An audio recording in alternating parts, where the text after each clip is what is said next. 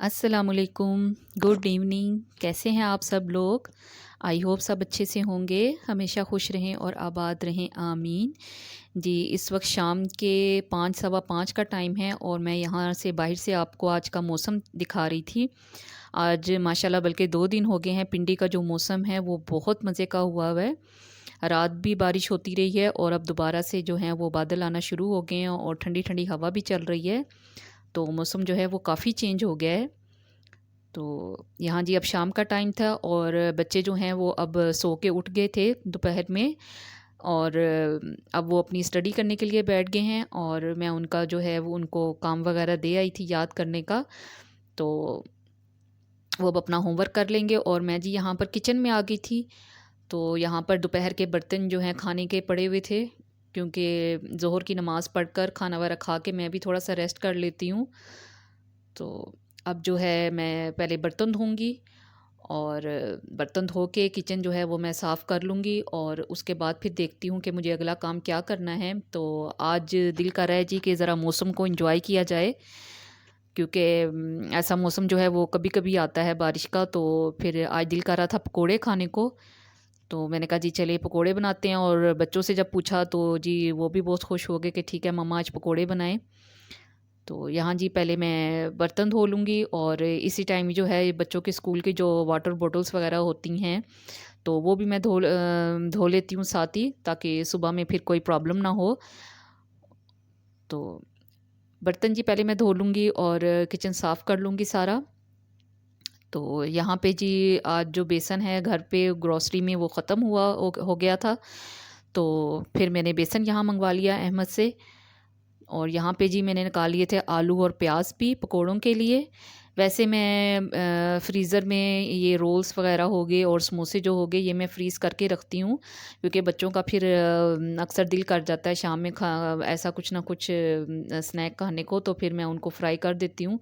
लेकिन आज कुछ भी नहीं था, ख़त्म हुआ था सब कुछ, तो फिर मैंने कहा चलें जी आज पकोड़े बना लेते हैं। वैसे भी काफ़ी दिन हो गए थे हमने पकोड़े नहीं खाए थे, तो काफ़ी टाइम बाद बना रही थी क्योंकि गर्मी थी बहुत ज़्यादा, तो गर्मी में दिल नहीं कर रहा था ऐसी ऑयली चीज़ खाने को, तो दिल नहीं करता शाम में। तो फिर लेकिन आज दिल कर रहा था क्योंकि आज मौसम बहुत प्यारा था। तो बस ये आलू जो हैं वो मैंने छील लिए थे और यहाँ मैं हरा धनिया भी जल्दी से साफ़ कर लूँगी। और ये देखिए ज़रा, ये 30 रुपए का हरा धनिया है, जिसमें से आधे से ज़्यादा जो है वो ख़राब निकल आया था। हमारे एरिए में इस मौसम में हरा धनिया, पुदीना जो है वो बहुत मुश्किल से मिलता है, और अगर मिल भी जाता है तो काफ़ी सारा उसमें से ख़राब निकल आता है। तो यहाँ जी बस मैंने हरा धनिया साफ़ कर लिया था और उसको मैंने काट भी लिया था, और यहाँ मैं अब जो गोल गोल स्लाइस में जो है पकोड़ों के लिए आलू भी कट कर लूँगी। मेरे बच्चों के फेवरेट पकोड़े हैं ये, और बहुत शौक़ से खाते हैं आलू वाले पकोड़े। तो पहले मैंने प्याज वाले पकोड़े भी बनाने लगी थी अपने लिए, क्योंकि मुझे जो हैं वो प्याज वाले पकोड़े पसंद है, आलू वाले मैं ज़्यादा नहीं खाती। तो लेकिन फिर मैंने कहा कि चलें छोड़ें, मैं अपने लिए सिर्फ़ एक क्या प्याज वाले पकोड़े बनाऊं, हस्बैंड होते घर तो फिर मैं ज़रूर बनाती।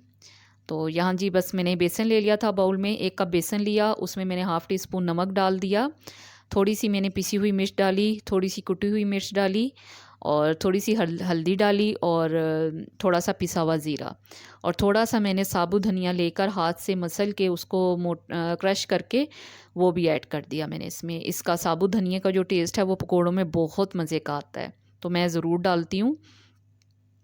बस पानी डाल के इसका मैं बैटर तैयार कर लूँगी पकोड़ों के लिए। ना बहुत ज़्यादा थिक बैटर बनाऊँगी और ना ही बहुत ज़्यादा पतला सा बनाऊँगी।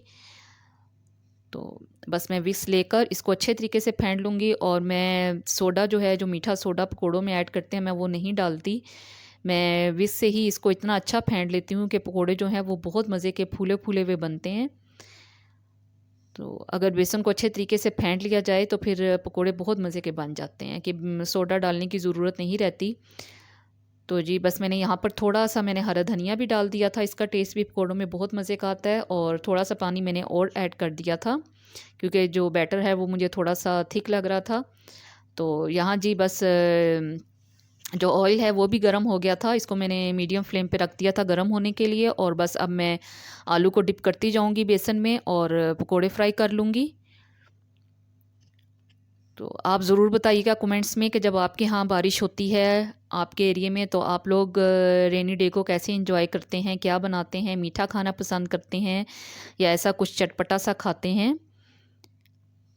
तो यहाँ जी बस पकोड़े फ्राई हो रहे थे और देखिए कितना प्यारा कलर आया पकोड़ों का, और ये बहुत मज़े के बने थे, फूले फूले हुए पकोड़े क्रिस्पी।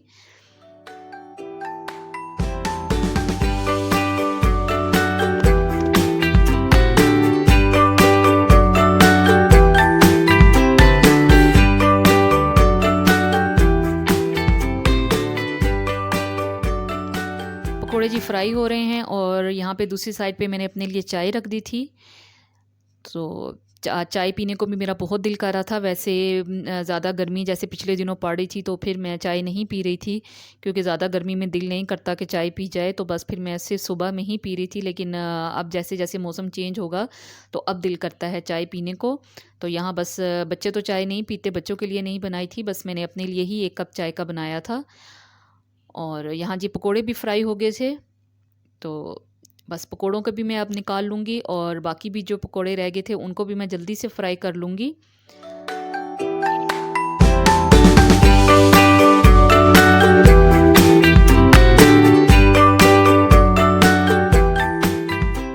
तो यहाँ जी बस सारे पकोड़े फ्राई हो गए थे और उनको मैंने निकाल लिया था प्लेट में, और साथ मैंने जो पकोड़ों के साथ खट्टी मीठी चटनी इमली की और गुड़ की और साथ केचप सर्व किया था। तो ये खट्टी मीठी चटनी हमारे घर में बहुत ज़्यादा पसंद की जाती है पकोड़ों के साथ। और साथ ही जी मेरी चाय भी रेडी हो गई थी, चाय भी मैंने कप में डाल ली थी। तो बस अब हम इन्हें एंजॉय करेंगे और मैं बेडरूम में ही ले गई थी चाय, क्योंकि बच्चे वहाँ बैठे हुए टीवी देख रहे थे और साथ साथ पकोड़े भी खा रहे थे, और बच्चों को बहुत पसंद आए थे पकोड़े। और बल्कि कह रहे मम्मा हमें तो रमज़ान याद आ गया कि रमज़ान में पकोड़े, और वैसे भी इस तरह से कोई चीज़ खाई जाए पकोड़े वगैरह तो रमज़ान याद आ जाता है। तो यहाँ जी बस हम पकोड़े खा लेंगे और फिर उसके बाद देखते हैं। तो यहाँ जी मैंने जो कुशन्स हैं उनके कवर वॉश किए थे, जो इमोजी वाले गोल कुशन होते हैं, तो मैं इन पे कवर लाजमी चढ़ा देती हूँ, क्योंकि ये फिर बहुत मैले से लगते हैं, बहुत मैले हो जाते हैं। तो बस इनके कवर जो हैं वो मैंने बनाए हुए हैं, तो बस हम इन पे कवर चढ़ा लूँगी और इनको जो है वो फिर मैं सी लूँगी आगे से।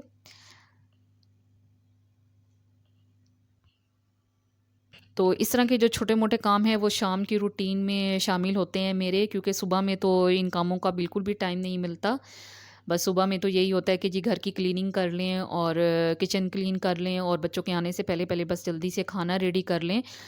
तो बस इस चीज़ की ही जल्दी होती है, और शाम में जो है फिर मेरे इस तरह के जो एक्स्ट्रा काम होते हैं वो फिर मैं कर लेती हूँ साथ के साथ। तो यहाँ जी बस अब मैं जल्दी से फ़सिया का यूनिफ़ॉर्म भी प्रेस कर लूँगी, ताकि मुझे सुबह में जो है फिर कोई परेशानी ना हो, क्योंकि सुबह में आपको पता है कि बहुत अफ़रा-तफ़री का टाइम होता है, स्कूल जब बच्चे जा रहे होते हैं। तो मैं फिर यूनिफ़ॉर्म वग़ैरह जो होते हैं और हस्बैंड के भी जो कपड़े होते हैं वो फिर मैं इसी टाइम ही प्रेस करके रख लेती हूँ। तो यहाँ जी बस मैं जल्दी से फ़सिया का यूनिफ़ॉर्म पहले प्रेस कर लूँगी और फिर मैं हस्बैंड के कपड़े प्रेस कर लूँगी। तो फिर देखते हैं जी उसके बाद फिर अगला काम क्या होता है।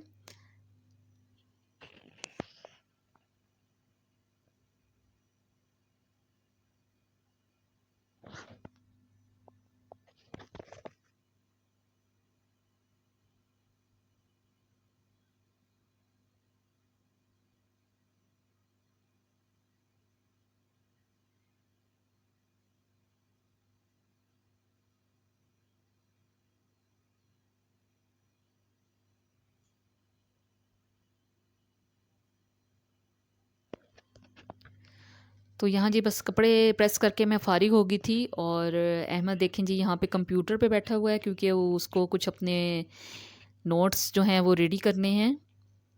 तो बस वो अपने नोट्स जो है वो रेडी कर रहा है, और पढ़ के ये लोग फ़ारिग हो गए थे। तो और अब्दुल्ला और फ़सीहा जो हैं वो यहाँ इस बेडरूम में हैं। अब्दुल्ला जो है वो इस टाइम टीवी देख रहा है, और फ़सिया यहाँ बैठी अपने टॉय से खेल रही है। तो बस शाम में जब बच्चे पढ़ के फ़ारिग होते हैं, फ्री होते हैं, तो फिर वो इस तरह से एंजॉय कर लेते हैं। और फसिया के पास मैं बैठ गई थी और उसने कहा कि मामा मेरे साथ खेलें टॉयज़ के साथ, तो बस फिर मैं उस थोड़ी देर मैंने उसके साथ बैठकर खेला और वो मुझे चाय वगैरह और खाना बना कर दे रही थी। अब आ गई थी जी मैं किचन में, और क्योंकि किचन में जो है वो चाय के बर्तन वगैरह पड़े हुए थे जो कि मुझे वॉश करने थे। तो अब मैं बस बर्तन जो है वो सारे सिंक में इकट्ठे कर दूँगी और इनको धो लूँगी और किचन भी साफ़ कर लूँगी, और उसके बाद फिर मुझे रात के खाने की तैयारी करनी है। तो ये थी जी हमारी आज की छोटी सी इवनिंग रूटीन। आई होप आपको पसंद आई होगी। पसंद आई हो तो प्लीज़ मेरे चैनल को सब्सक्राइब कीजिएगा और मेरी वीडियोज़ को लाइक और शेयर ज़रूर कीजिएगा। अपना रखिएगा बहुत सारा ख्याल, दुआओं में रखिएगा याद। अल्लाह हाफिज़।